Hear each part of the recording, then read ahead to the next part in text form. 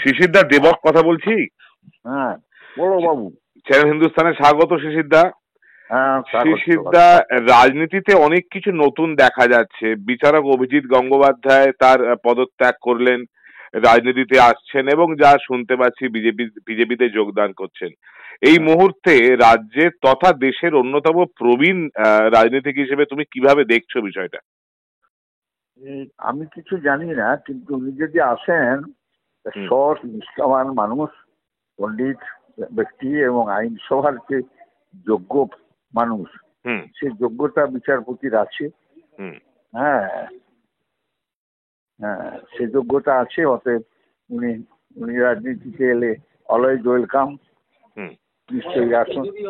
একটা শোনা যাচ্ছে শিশিরদা, তোমারই জেলায় একটা হ্যাঁ, মানে তমলুক থেকে উনি প্রার্থী হতে পারেন বলে আমরা শুনতে পাচ্ছি এখন। ওগুলো আমি বলতে পারবো না, ওগুলো শুভেন্দু বলতে পারে, ওরা পার্টি আচ্ছা। কেউ বলতে পারে। আমি বাবু অতদূর জানিও না, হ্যাঁ, আমাকে বলেননি।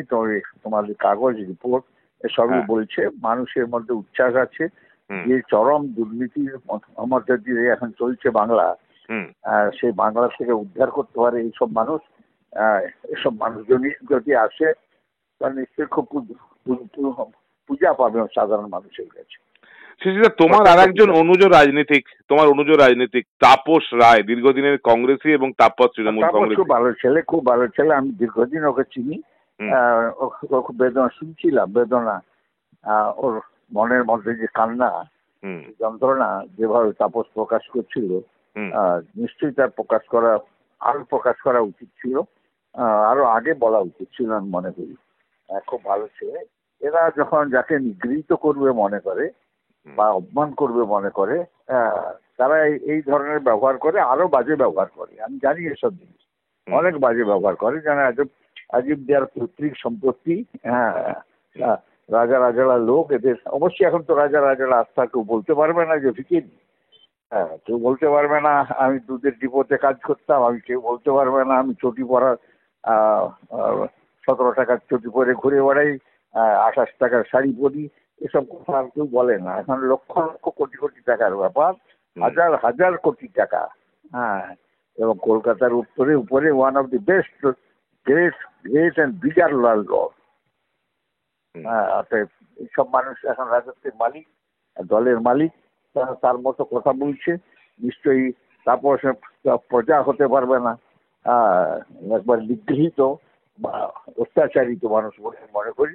তারপর সে অনেক আগে দল ছেড়ে দেওয়া উচিত। শিশিরদা, আর একটা কথা, এবারে কি আমরা তোমাকে প্রার্থী হিসেবে দেখছি, বিজেপির প্রার্থী হিসেবে? না না, আমার তো বয়স হয়েছে প্রার্থী হিসাবে। আমাকে অনেক আগেই ওরা না বলেছেন। আমি আচ্ছা। খুব আনন্দিত। এবং আমি ওই ছেলেদের পাশে থাকবো, মানুষের কথা শুনবো, মানুষের কথা বলবো। অনেক সমস্যা আছে, অনেক সমস্যা আছে। আমার জ্ঞান বুদ্ধিমতো নিশ্চয়ই আমি সাহায্য করবো। এরা সবসময় যারা দাঁড়াচ্ছে, এবং মোদিজির হাতকে শক্তিশালী করতে হবে। এটা বেস্ট প্রাইম মিনিস্টার, শিশিরদা, সর্ববৃহৎ হ্যাঁ, হ্যাঁ। সর্ববৃহৎ এবং সর্বশ্রেষ্ঠ প্রাইম মিনিস্টার বলে আমার 62-63 বছরের অভিজ্ঞতা আমি যা বুঝি, যে একবারে আহ, সর্বশ্রেষ্ঠ প্রাইম মিনিস্টার ভারত।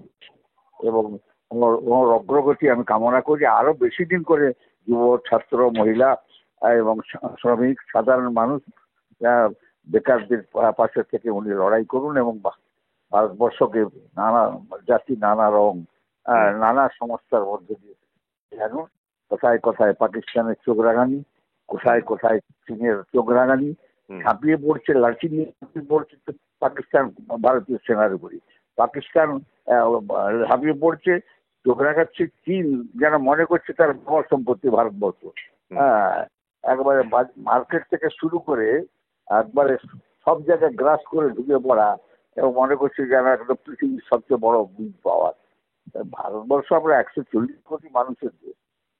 ও স্বামী বিবেকানন্দ বলে গেছেন। আর বিশ্ব রামকৃষ্ণ পরমহংসদেব বিবেকানন্দের শিষ্য, তার অনুরাগী মানুষ। অতএব অনেক দূর যাবে, অনেক দূর যাবে। এবং নিজের ব্যক্তিত্ব, মনুষ্যত্ব উনি বিল্ড আপ করেছেন 38টা জেলায়। এখন 850 জেলায় উনি যেভাবে সবকে নিয়ে চলছেন একসঙ্গে, বিশেষ করে পাহাড় সমুদ্র যেভাবে উন্নয়ন হয়েছে, কি কখনো কল্পনা করা যায় না। বিশেষ যুদ্ধ প্রতিরক্ষা ক্ষেত্রে আমরা একবারে সেই একবারে নেহরুজির আমল থেকে প্রতিরক্ষা দপ্তর কৃষ্ণমেননের থেকে শুরু করে একবারে আপনার কার নাম বলবো, যে প্রতিরক্ষা দপ্তরের সরঞ্জাম বিদেশে রপ্তানি হচ্ছে, এই কল্পনা করতে পারা যায় না। কল্পনায় কখনো আমরা ভাবতে পারিনি। আমাদের একটা ওই কফিনের বাস্ক এখানে হতো না। এখন তো একবারে চন্দ্রগ্রহে চলে যেতে সূর্যকে হাতছানি দিয়ে ডাকছি, মায়াবতী।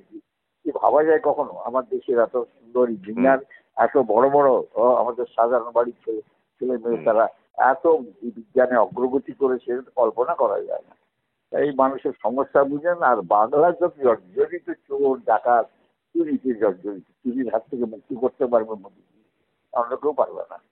সেটা একদম শেষ প্রশ্ন, কি মনে হচ্ছে পশ্চিমবঙ্গ থেকে কটা আসন বিজেপি পেতে পারে?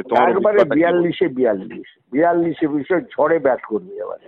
42টা কি বাস্তবসম্মত শিশিরদা? হ্যাঁ, সম্ভব। কেন সম্ভব নয়? কি কারণে সম্ভব? চোরকে ভোট দিবে না কখনো, চোরকে মানুষ কখনো ভোট দেয় না। তৃণমূল একটা সংগঠিত দল। কে সংগঠিত? তৃণমূল সংগঠিত কি? কোন সংগঠন কে তার সংগঠন বুঝে? সংগঠন করার লোক কোথায় এদের সঙ্গে? হ্যাঁ, কত মানুষ বেরিয়ে গেছে দল থেকে, তারা নীরবে নিশ্চিন্তে তাপসের মতো হাউদাস করছে। আমি জানি, এবং এরা যেভাবে অপমান করেছে মানুষকে, বাংলার মানুষকে, সে অপমানের মানুষ প্রতিশোধ এবারে দিবে।